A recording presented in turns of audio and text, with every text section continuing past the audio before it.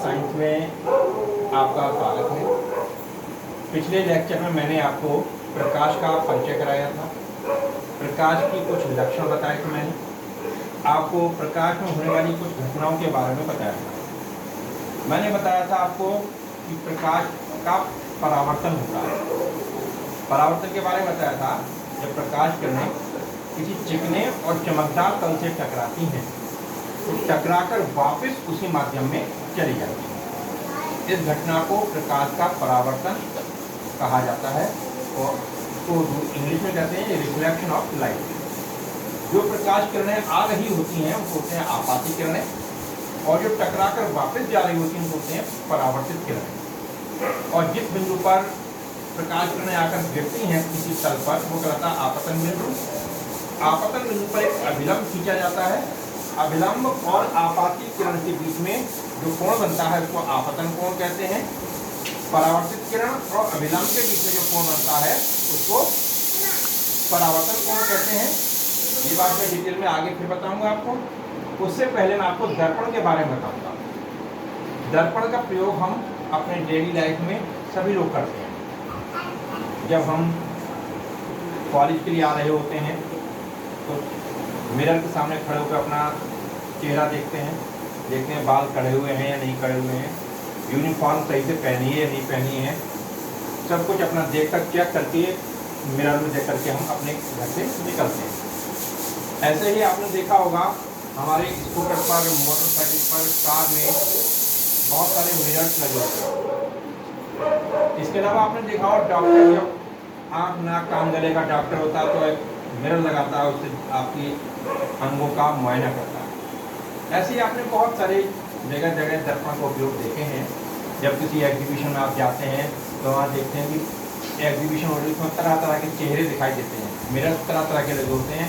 कहीं आपका चेहरा बराबर का दिखाई देता है, कहीं पर आपका चेहरा खूब बड़ा सा दिखाई देता है, कहीं पर आपका चेहरा बहुत छोटा सा दिखाई देता है, कहीं पर आप उल्टे दिखाई दे रहे होते हैं। तो वह क्या होता है, विभिन्न प्रकार के मिरर्स सेट किए होते हैं और हर मिरर में वो इस तरह से सेट किया जाता है कि उसमें आपकी जो प्रतिबिंब बने, आपकी इमेज बने, वो अलग अलग तरीके से बने। कहीं कहीं तो आप बिल्कुल कार्टून लगते हैं देखने में। तो हम कार्टून आपको नहीं बना रहे हैं, अभी हम आपको बिल्कुल जैसे आप हैं वैसा ही बनाना चाह रहे हैं। तो उसके लिए हमारे पास होता है समतल दर्पण। आप जैसे हैं बिल्कुल वैसे ही दिखाई देंगे, बस इतना हो सकता है आपका इधर का कान इधर पहुंच जाए। इसको कहते हैं पार्श्व विकृमण, लेटरल डिस्प्लेसमेंट। इसमें क्या है, समतल दर्पण क्या होता है, कांच की सादा प्लेट होती है, उस प्लेट पर आप एक साइड में चांदी की पॉलिश कराते हैं तो दूसरी साइड ऑटोमेटिकली चमकदार हो जाती है, चिकनी होती है। तो चिकनी और चमकदार तरह जो होती है वो हो जाती है रिफ्लेक्टिंग सरफेस, परावर्तक पृष्ठ। उस परावर्तक पृष्ठ के सामने जब आप किसी वस्तु को रखते हैं तो उसका वही प्रतिबिंब आपको उस दर्पण के अंदर दिखाई देने लगता है। जो वस्तु हम रखते हैं उसको हम कहते हैं बिंब, ऑब्जेक्ट, और जो दर्पण में हम देखते हैं उसको होते हैं प्रतिबिंब या इमेज। अब समतल दर्पण हमारे घर में सबके होता है। इस समतल दर्पण में ही अपने चेहरे को देखकर हम अपने बाल काट के, अपने यूनिफॉर्म चेक करके घर से निकलते हैं। तो समतल दर्पण जो है एक कांच की प्लेट से बनाया गया। समतल दर्पण के बारे में आप समझ लें, इसकी फोकस दूरी अनंत होती है, पहली बात।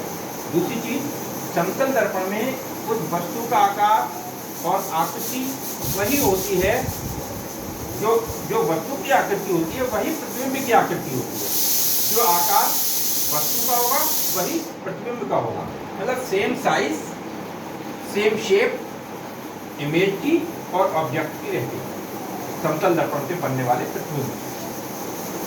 जितनी दूर कोई वस्तु समतल दर्पण से रखी होगी, विपरीत दिशा में उतनी ही दूरी पर उसका वैसा ही प्रतिबिंब बनता है। जैसे मान लीजिए आप समतल दर्पण से 1 मीटर दूर खड़े, तो आपका प्रतिबिंब आपसे 2 मीटर दूर होगा, क्योंकि बीच में समतल दर्पण है। आपकी और दर्पण के बीच की दूरी 1 मीटर, और दर्पण से विपरीत दिशा में 1 मीटर दूर आपका प्रतिबिंब बन रहा है, तो आपकी और आपके प्रतिबिंब के बीच की दूरी 2 मीटर हो जाएगी। इस तरह से आपका प्रतिबिंब। अच्छा, दूसरी चीज आप देखिए, किसी भी वस्तु का हम पूरा प्रतिबिंब देखना चाहते हैं, जैसे मान लीजिए एक 2 मीटर का कोई वस्तु रखी है, उसका हम पूरा प्रतिबिंब समतल दर्पण में देखना चाहते हैं। तो समतल दर्पण का साइज 1 मीटर का होना चाहिए, यानी किसी वस्तु का जो साइज है उसको हम पूरा देखना चाहते हैं तो उसके जस्ट हाफ, बिल्कुल आधे नाप का समतल दर्पण होना चाहिए। तो बहुत ध्यान रखिए, समतल दर्पण से जो प्रतिबिंब बनता है वो आभासी होता है, वर्चुअल होता है, वास्तविक नहीं होता।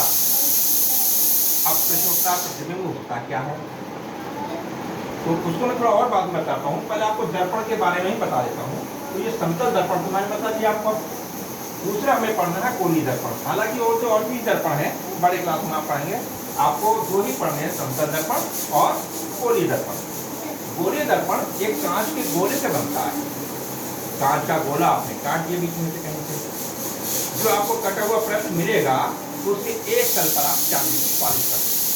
मान लीजिए दबे हुए तल पर आपने चांदी की पॉलिश कर दी, तो जो दूसरा तल बचेगा उभरा हुआ, यहाँ से आप वस्तु के प्रतिबिंब को देख पाएंगे।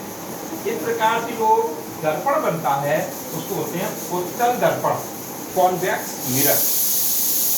इसका विपरीत, अगर आपने उभरे हुए तल पर पॉलिश कर दी और दबे हुए तल पर आप वस्तु का प्रतिबिंब देख रहे हैं, मतलब परावर्तक तल दबा हुआ है, उभरा हुआ तल पॉलिशदार है, तो बनेगा अवतल दर्पण। इसको बोलते हैं कॉन्केव मिरर। तो हमें ये दोनों ही दर्पण डिटेल में पढ़ने हैं।